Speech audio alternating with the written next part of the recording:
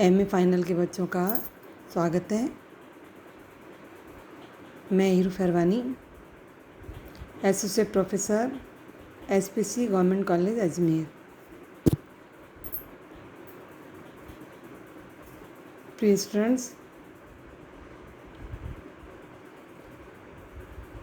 MA final में paper 7 philosophy of religion, इसमें introduction, धर्म दर्शन का स्वरूप, अर्थ और उसकी परिभाषाएं, इस पर हम चर्चा कर चुके हैं पिछले लेक्चर में। आज हम धर्म और नैतिकता में क्या संबंध है और क्या इन दोनों में भिन्नताएं हैं, इस पर चर्चा करेंगे।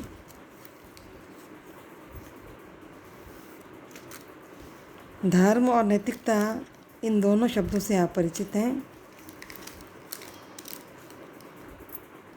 धर्म और नैतिकता, ये दोनों जो हैं हमारे व्यवहारों पर नियंत्रण रखते हैं।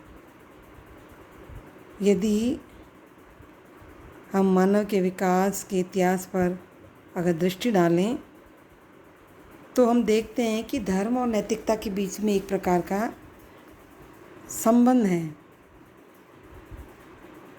आदिम काल में ही धर्म और नैतिकता को एक दूसरे से कभी भी अलग नहीं किया गया था। तो वहाँ हमें धर्म और नैतिकता में एक निकटतम संबंध दिखाई देता है। नीतिशास्त्र के जितने भी मान्य सिद्धांत हैं वे धर्म के भी मान्य सिद्धांत माने गए हैं। जैसे नीतिशास्त्र में ईश्वर की सत्ता, इच्छा, स्वतंत्रता की कल्पना और आत्मा की अमरता, इनको एक मान्यता के रूप में वहाँ माना गया है। तो धर्म भी इन्हीं मान्यताओं पर ही आधारित है। धर्म का जो केंद्र बिंदु है वो ईश्वर है और ईश्वर को सर्वोच्च मूल्य के रूप में स्वीकारा गया है। धर्म और नैतिकता के संबंध को लेकर के कुछ विद्वानों में मतभेद हैं। कुछ कहते हैं कि धर्म नैतिकता की तुलना में पुराना है और धर्म से नैतिकता का विकास हुआ है। यानी मनुष्य ने प्रारंभ में ही धर्म को अपनाया था और जैसे जैसे समय के साथ विकास हुआ तो नैतिकता के संबंध में मानव को ज्ञान हो पाया। तो यही कारण है कि प्राचीन काल का जो धर्म है वहाँ हमें नैतिकता का अभाव दिखाई देता है। जैसे ही आदिम धर्म का विकास प्राकृतिक धर्म में हुआ, नैतिकता का जन्म हुआ। तो इस तरह से नैतिकता जो है धर्म की देन मानी गई है और इस प्रकार के विचार रखने वाले पाश्चात्य दार्शनिकों में डेकार्ट और जॉन लॉक प्रमुख हैं। दूसरे जो विचारक हैं वे कहते हैं कि धर्म का जो प्रादुर्भाव हुआ है वो नैतिकता से हुआ है। नैतिकता जो है मनुष्य को एक नैतिक व्यवस्थापक में विश्वास करने के लिए बाध्य करती है, जिसके कारण हमारे मन में ईश्वर का विचार आता है और यही विचार जो है मनुष्य को उसके अच्छे कर्मों के लिए पुरस्कार देता है और बुरे कर्मों के लिए दंड देता है। तो इस तरह से ये जो विचार है कि ईश्वर जो है एक पापी को दंड देता है, एक तरह से धर्म का आधार बन गया। ये विचार जो हैं मुख्य रूप से कांट और मार्टिन्यू के हैं। ठीक है।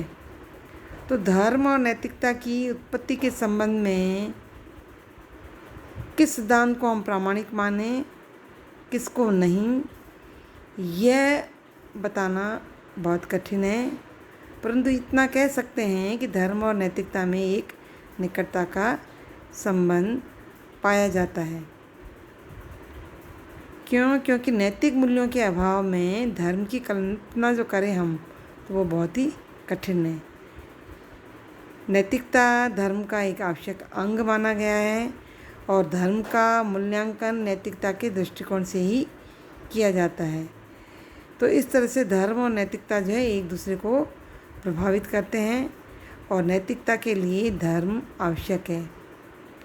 नैतिकता जो है वो ईश्वर की प्राप्ति में मात्र एक साधन है।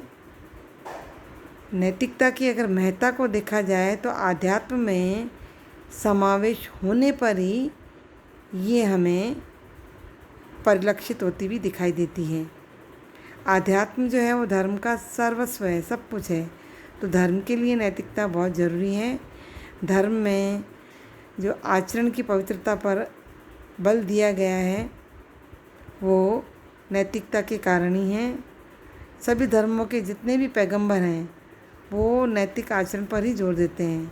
तो इसी कारण हर धर्म में नीति और आचार संबंधी सिद्धांतों का स्पष्टीकरण देखने को हमें मिलता है।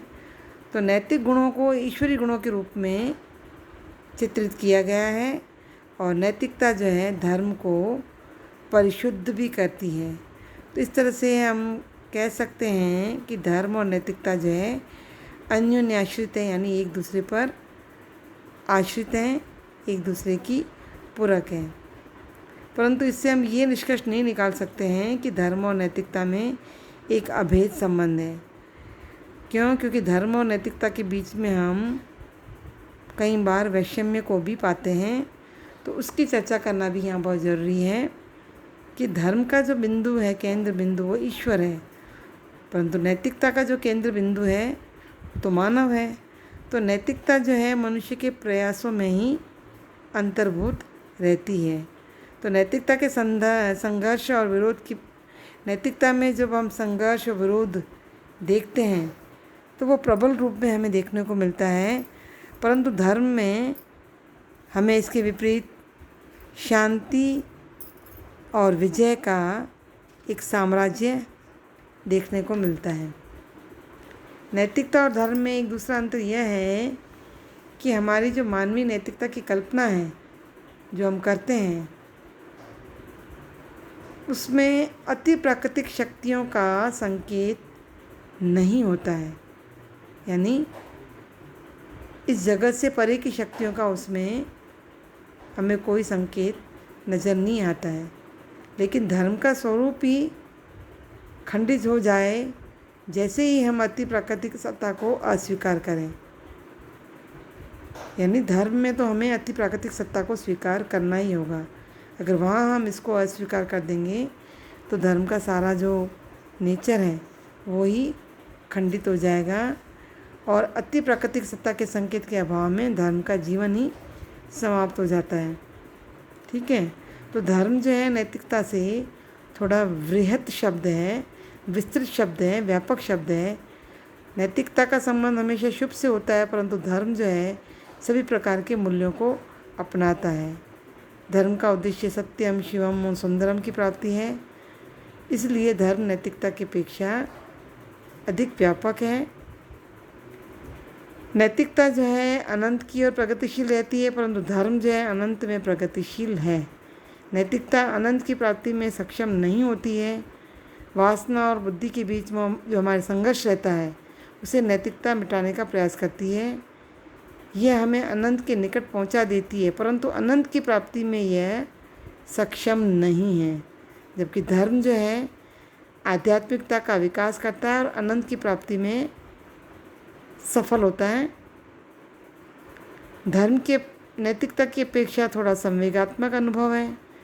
धर्म और नैतिकता के बीच में जो ये भिन्नता है उसकी व्याख्या मैथ्यू अर्नोल्ड ने धर्म की परिभाषा में यह कहकर की है कि मॉरलिटी टच्ड विद इमोशंस। नैतिकता जो है हमारे संवेगों को छूती है। ठीक है, तो ये अंतर है इन दोनों में। नैतिकता का जो आधार है वो मानव की स्वतंत्रता है और संकल्प की स्वतंत्रता के अभाव में नैतिकता का तो कोई अर्थ ही नहीं रह जाएगा। लेकिन धर्म इसके विपरीत अनिवार्यता के स्तर पर निवास करता है। तो आधुनिक युग में धर्म और नैतिकता के बीच में जो विरोध दिखलाने का प्रयास रखा गया है, तो नीत्शे ने कहा है कि religion has nothing to do with morality. कुछ विचारक कहते हैं कि नैतिकता जो है धर्म के बिना भी संभव है। एक व्यक्ति जो है बिना धार्मिक वे भी चरित्रवान हो सकता है। नीति जो है धर्म पर आश्रित न होकर के आत्मनिर्भर है। नैतिकता में धर्म का पुट खोजना अनावश्यक है। इस तरह के जो विचार रखने वाले हैं वो कॉम्टे और स्पेंसर तथा मिल हैं। पाश्चात्य आधुनिक विचारकों ने नैतिकता को धर्म से शून्य रूप में चित्रित किया है। धर्म ने ईश्वर के विचार को प्रस्तुत कर नैतिकता को क्षति पहुंचाई है। इस तरह से आधुनिक युग में धर्म और नैतिकता में गहरा संबंध हमें देखने को नहीं मिलता है। ठीक है, तो इस प्रकार से धर्म और नैतिकता में संबंध और धर्म और नैतिकता में अंतर, इस पर मैंने अभी आपके सामने चर्चा की है। ठीक है, ये वह आपका religion and morality. Okay, thank you.